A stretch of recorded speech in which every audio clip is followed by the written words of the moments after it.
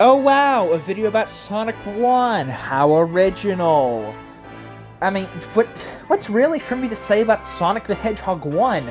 You can play it on your PS3, your Xbox 360, your Nintendo GameCubes, your Wii. You can play it on your DS, your 3DS, your Game Gear, your Sega Genesis, your Sega Saturn, your PS4, your PS5, the PS6 eventually when that comes out. You can play like 100 different versions of Sonic 1 on your phone, on your computer, on your Xbox One, your Xbox Series X and S.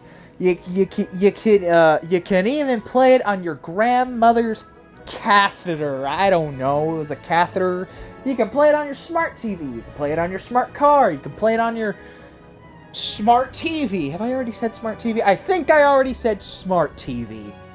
My point is, Sega loves to re-release Sonic 1, and we as consumers love to re-buy Sonic 1 on every single fucking system that it is re-released for, regardless if it's multiple times over. Because, for example, on PS4 and PS5 alone, you can play Sonic 1 not only through the Sega Genesis Classics collection on PS4, which contains Sonic 1, 2, CD, and... no, not CD, Spinball and a bunch of other games, as well as 3D Blast. But also then we have Sonic Origins, which is dedicated slight remakes of Sonic 1, 2, 3, and CD. On mobile phones, well, granted they were recently delisted, you could play Sonic 1, 2, and CD on your phone. But, of course, it's only a matter of time till Sonic 1, 2, and CD get remade for phones again to replace the old versions. So why is this? Well, it's quite simple. And the reason why we love Sonic 1 so much, and the reason that's probably gonna have a black marked out government vehicle outside my house for the next couple months, and why I'm probably gonna go missing pretty soon, is quite simple. Sonic 1, for the original Sega Genesis, is, in fact, without any argument, the best Sonic Genesis game. In fact, no, it's the best of the entire classic Sonic series. For one reason, and one reason only, it perfectly understands and doesn't fuck up the Sonic formula. That being a 2D platformer that rewards replaying the game and getting good. That very simple idea of running through a level with some spectacle elements like a loop-de-loop, getting good at platforming, and then replaying the level to get as good as it as possible so you can get a quicker and quicker time, is baked into every single Sonic game in some way, shape, or form. And for the Sonic games that truly are just absolute train wrecks that nobody likes, that idea, the basic concept that is Sonic as a 90s platformer that rewards getting good at the game, is simply either missing or not done correctly. Let's take a look at some examples. Let's use Sonic Boom for an example. Sonic Boom Rise of Lyric on the Wii U. Now, granted, the reason why this game usually isn't liked is not at all the reason that I'm about to use it as an example for, but for example, this game doesn't really have any way for you to replay the game and get good at it. There's not really any platforming in it. I mean, it attempts platforming, but it's all licensed kids game platforming, you know? Shit you really can't screw up. All you have to do is push the jump button and it locks you into a 2D plane, which in of itself is really hard to fucking mess up. But that's not really a good example.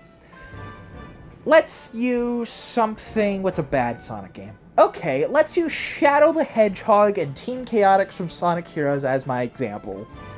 In Shadow the Hedgehog and Team Chaotix, you are required to replay through the levels that you've already been playing hundreds of times over by now to get all the endings so you can actually beat the game.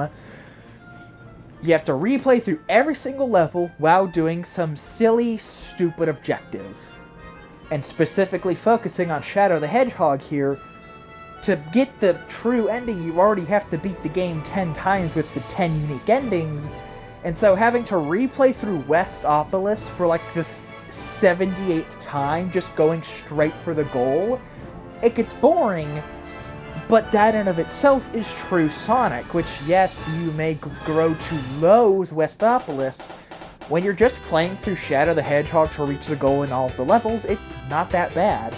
Yeah, you know, the controls are a little wonky and off, but it's not that bad. But the second the game asks you to do an objective like collecting 400 rings, okay, that doesn't sound too bad. But the second you get hit by an enemy, it sends you into a blind fucking rage, because now you have to replay the whole goddamn level again! Or you have to kill every single Eggman robot, and you accidentally kill all of the aliens instead, so instead of doing the hero objective, now you're stuck doing the dark objective. So I'm gonna use that as my example of why screwing up the most basic Sonic formula doesn't work. Because you're taking the series away from just focusing on quick, fun platforming that becomes more fun as you get better as you replay the game. And now I feel like I'm just rambling on and saying something that's not even remotely related to what I'm talking about. But now let's look at the classic Sonic series. Admittedly, yes, Sonic 1 is the most platforming heavy of the Genesis Sonic series. It has the most raw 90s platforming where your speed comes to an absolute fucking zero on your first playthrough. Sonic 2, seeing the platforming in Sonic 1 as an issue, decides all of the level design will instead be on a downhill slope. Meaning, if you're just holding right, you're already going faster than you would in Sonic 1 since you're going downhill. And instead of giving you genuine platforming challenges throughout the level, Sonic 2 focuses more on quick reaction times, where you have to quickly jump, or just fucking spin dash through the entire level. And occasionally, if you don't know what you're doing on your first playthrough of a level, which you'll always not know what you're doing in the first playthrough, you'll mess up. You'll run into spikes, you'll get stuck in hazards, and you'll end up taking longer to get through the level as you accidentally take the slower paths. Where your reward for replaying through the game is learning how to take the paths more efficiently and quickly. Yes, we're still firmly within the classic Sonic design and the core of the series, where replaying the levels allows you to get better at them and memorize them and react to them better, leading to you get faster times, leading to you enjoying the games more. All the classic Sonic games still very much follow that philosophy to a T. As a matter of fact, I don't think there's really any mainline Sonic game, or really any spin-offs that completely stray from that philosophy. Aside from something like maybe Sonic Shuffle, because that seems completely luck-based, the franchise sticks with that so fucking hard, it's hard to say a Sonic game isn't a Sonic game. But it's still something you can easily screw up, like how, by the time you reach Metropolis Zone in Sonic 2, you go the entire game not having to do anything but just hold right on the D-pad, occasionally spin dash, and boom, you beat the level, you had a good time in like under a minute. But the second the average player hits Metropolis and is now forced to, you know, play a 90s platformer, which is what Sonic is, suddenly it's a problem that now you're having to platform for 3 acts in a boss fight. Suddenly it's a problem that Sega is asking you to slow down and push the jump button. In Sonic 1, this is standard level design. Your speed is your reward for being good at the levels. Green Hill Zone is just an opening tutorial. Act 1 perfectly shows off, hey, this is how you go fast. You want to go fast? Okay, let's go on to Acts 2 and 3, which introduce to you more obstacles, more enemies, and more areas where blindly holding forward will actually slow you down, as opposed to going slightly slower and timing your button presses to jump perfectly over obstacles and enemies will actually allow you to go faster. It's kind of like in the first Cars movie where Doc Hudson says to turn left, you have to go right, and then Lightning tries it and fails miserably. until towards the end of the movie where he finally understands you're not doing it just to do it, you actually have to mean it or something like that. That's kind of how Sonic 1 is. You're not going fast because the game is to go fast, you're going fast because your reward is to go fast. And that's where a game like Sonic 2 completely misunderstands Sonic. Actually, I feel like that's where a lot of Sonic games completely misunderstand Sonic. Because in Sonic 2, going fast is just the game. Your reward for being good at the levels is still going fast, which kind of negates the whole point of going fast in the first place. Hell, the spin dash, as much as I love it and wish it would come back in a modern 3D Sonic game because of how fun it can be, thank you Sonic Frontiers, it completely negates the whole fucking point of speed being your reward for being good at the game. Instead, in Sonic 2, being good at the game now rewards you with the Chaos Emeralds via the special stages. A really good player can have all 7 Emeralds by the end of Emerald Hill Act 2. Okay, but now you're just spending the entire game blasting through a supersonic. Yes, speed is the reward, but when speed is already the name of the game, what's the point of getting good to earn the reward? In Sonic Unleashed, the daytime stages, you're already going insanely fast. If anything, your only reward for replaying the levels and getting good at them and going even faster is just getting the S ranks. Which at that point, what's the replay value? I'm already perfect at the game considering I S rank every single level. What, now hop into the nighttime stages? Well, I don't want to do that. I'm Sonic the Hedgehog. I go vroom. Sonic Adventure 1 and Sonic Adventure 2 also perfectly show this. SA1, the entirety of going fast is down to just getting good at the levels and knowing all the shortcuts. It's kind of like playing Mario Kart in a way. You don't go fast just because you're skilled at the game. No, you go fast because you took the time to actually learn the game and learn all your little shortcuts you can do. I feel like that's kind of why the game is designed so open-ended in Adventure 1. And then SA2, it's all just straight corridors with occasional enemies to homing attack, or you push the B button to light dash, or push the B button to bounce, you know. It's just a straight line where you're just being handed speed as opposed to being rewarded speed. I will admit, it took me a very long time to fully enjoy Sonic 1. I will admit, Marble Zone kills your speed, but Marble Zone is a tutorial in speed reward. Green Hill may have taught you about speed, Marble teaches you how to earn speed. Because quite frankly, if you can get good at Marble Zone, you can beat it, I swear, you can beat Marble Zone faster than you can beat Green Hill Zone.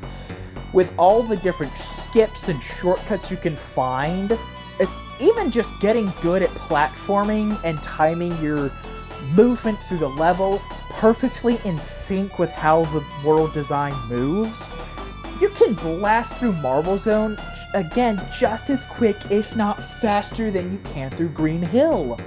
Starlight Zone is another perfect example of this. With how curvy and windy the level design is, you are able to build up such speed and momentum. That is what true momentum is in the Sonic series.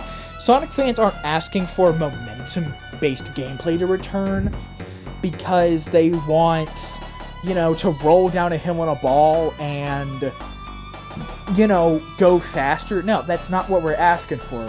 What most Sonic fans are asking for when they say they want momentum-based gameplay back is to have speed be the reward for being good at the game. Speed, that is the entire statement of the series. Sonic is fast. But he's not fast because you push the Y button. He's fast because you got good at the game. That's where a lot of the fun in a game like Sonic Unleashed or any of the Boost titles come from. Okay, well, to be fair, I think Sonic Unleashed is the only Boost Sonic game that really understood this. Granted, I still think Sonic Unleashed does fall kind of flat on its face. But at least with the boost, it's not a handicap. You still can blast through these levels insanely fast just by being good at the platforming. Sonic Generations completely understands the level design aspect of Sonic going fast, the fast being your reward. Because it's kind of like Sonic 2, it focuses more on the obstacle aspect of fast-paced level design as opposed to the player being good at it. It's more reactionary compared to actionary. Sonic Unleashed and Sonic 1 in turn are much more what I'm calling the actionary Sonic speed as the reward. Generations, again, I feel like is only the second boost Sonic game, and maybe only the second Sonic game of the modern era, that does understand that your speed is your reward, even though they just kind of hand out S-ranks willy-nilly in that game. Admittedly, you can beat quite a lot of levels as quick as you could as a classic Sonic level, that being under a minute or just over a minute. Yeah, we want to complain about Sonic Forces levels being super short, but admittedly, a good Sonic player loves to see only a minute and 15 seconds whenever they beat a level. And again, I do realize here that throughout this entire video, I have yet to actually say a thing in terms of a standard review for Sonic 1. But when it comes to Sonic 1, this game speaks for itself. So instead of actually sitting down reviewing Sonic 1 point by point, I am defending my claim. And that is what I'm going to do with all of my reviews for the classic, or at least the Sonic 2, 3, and CD. I'm going to defend my point on Sonic 1 against those games. Now to actually get into a slightly bit more of a review territory, since I am titling this a Sonic 1 review. Admittedly, yes, I do understand the complaints of you get to a zone like Spring Yard, and Labyrinth, and fucking Scrap Brain, and your speed just halts to 0. Again, if you can get good at these levels and at the game's mechanics, you instantly start having way more fun. Admittedly, the only zone in the game that truly slows you down and there's nothing you can do is Spring Yard. Labyrinth Zone isn't even that bad, as again, a skilled player, without taking the shortcuts, can make it through all of Labyrinth Zone without getting a single air bubble, or only making a stop one time. Me personally, I always choose to play it safe, as I'd rather beat the level in one go than having to start over and over and over again until I get good enough to beat it without an air bubble or only stopping once or twice. So me personally, I do admittedly enjoy the platforming a lot more than just the hold right to win, which is where Sonic 2 and Sonic 3 completely fuck up. And again, I do plan on trying to go more in depth with that as I get to each game. But as of right now, this is a part 1 of me explaining why Sonic 1 is better than the other Genesis games. So as of now, I really don't know how we would rate Sonic 1, as honestly, I do have a lot of nostalgia for the Genesis games, and a lot of love for Sonic 1, especially because of its speed as the reward. Like, just set any kid in front of the Sonic trilogy. They play Sonic 1, they're gonna struggle the most out of any game. Sonic 2, it's gonna be, kind of hit or miss. They're gonna do great in the first half, awful in the second half. Because a game like Sonic 2, it just spoon feeds you all of that hold right and you beat the level, to the point to where the second the game asks you to actually sit down and genuinely play the game, it shoots from like a 1 difficulty to a 200, which is a problem. Sonic 3 tries to fix that by just bringing down the difficulty of the entire game, and it just leads to annoying level design with bad gimmicks, and just an overall piss-easy difficulty. Even for someone on your first playthrough, the most trouble you're gonna have with Sonic 3 is the special stages, and that's only because for a first-timer, you don't have pattern recognition yet, so yeah, good luck memorizing all of the blue spear stages on your first playthrough.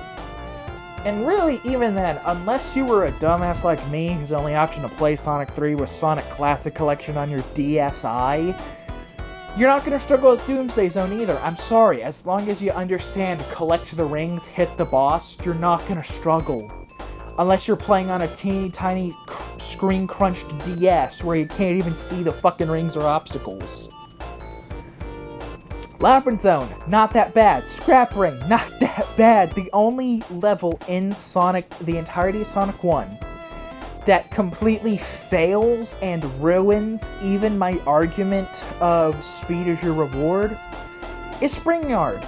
And yes, there are segments where being good and knowing what is coming up in the level design and knowing exactly how to dodge it by your exact button presses and like starting the level in such a way that you are going to run right through every obstacle with no obstruction.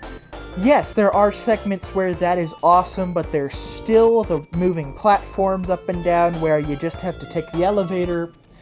So admittedly, yes, Spring Yard is the only fucking zone in Sonic 1 that ruins this.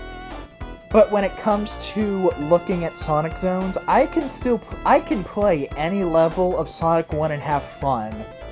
Sit me down in Sonic 2, I enjoy Sky Chase. I like that it's a nice pace breaker before you play the final level. Wing Fortress, I'm gonna be honest, it can suck a fat one. Metropolis, Acts 1 and 2 are fine, but Act 3, no, wait, which one's the one of that thing where you have to like run up on the gear and then the fucking praying mantis kicks you off and then you have to restart it all over again? And by the third time you get knocked down, you can't get your rings back, so you're stuck having to do it with 0 rings. And sometimes it doesn't have its pincers, and sometimes it does, so it's just kind of gambling if you beat that part of the level or not. That one level of Metropolis, fuck you. It's like half of Sonic 3 with like Marble Garden and fucking Launch Base. Sonic 3's Flying Battery, I'm not a fan of. Entirety of Sandopolis Act 2 can just suck a fat one. Sonic CD, I would say, is better than Sonic 1, except Wacky Workbench exists, and Wacky Workbench ruins any enjoyment of that game. So yes, that is my 2 arguments for why Sonic 1 is the best classic game. 1, there's no levels in there that I absolutely hate, which to me is more important, because if I can play through the whole game and enjoy it, then that means that the game is automatically more enjoyable than any other game. And 2, I really do like that being someone who likes and enjoys the game and plays it constantly rewards me as a player for being good at the game, which rewards me with the speed that I so desperately crave that Sonic 2, 3, and CD just kind of hand out on a silver platter. So, there you go. 9 out of 10. Fuck you, anyone who disagrees.